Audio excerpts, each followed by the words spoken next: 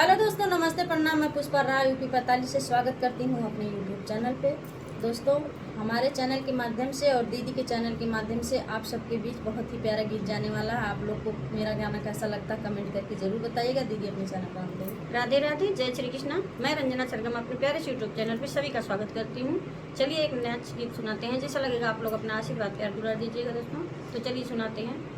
झूलनी है राइन तीन पतिया हरे सखी गवने की रतिया। झूलनी है राइन तीन पतिया हरे सखी गवने की रतिया। गिरल झूलनिया तो सास मोर खोजे। गिरल झूलनिया तो सास मोर खोजे। सैया लगा अपन घतिया हरे सखी गवने की रतिया। सैया लगा अपन घतिया हरे सखी गवने की रतिया। झूलनी है राइल तीन पतिया हरे सखी गवने की रतिया।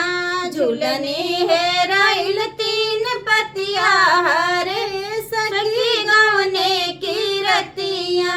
गिरल झूलनिया जेठानी मोर खोजे। गिरल झूलनिया जेठानी मोर खोजे।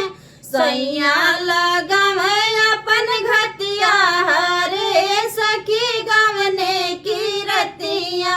सैया लगा अपन घतिया हरे सखी गवने की रतिया।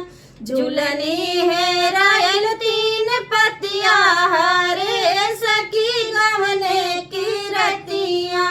झूलनी है रायल तीन पतिया हरे सखी गवने की रतिया। गिरल झूलनिया देवरानी मोर खोजे। गिरल झूलनिया देवरानी मोर खोजे। सैया लगा अपन घतिया हरे सखी गवने की रतिया।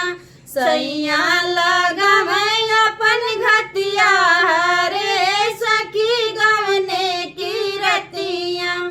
झूलनी है राइल तीन पतिया हरे सखी गवने की रतिया।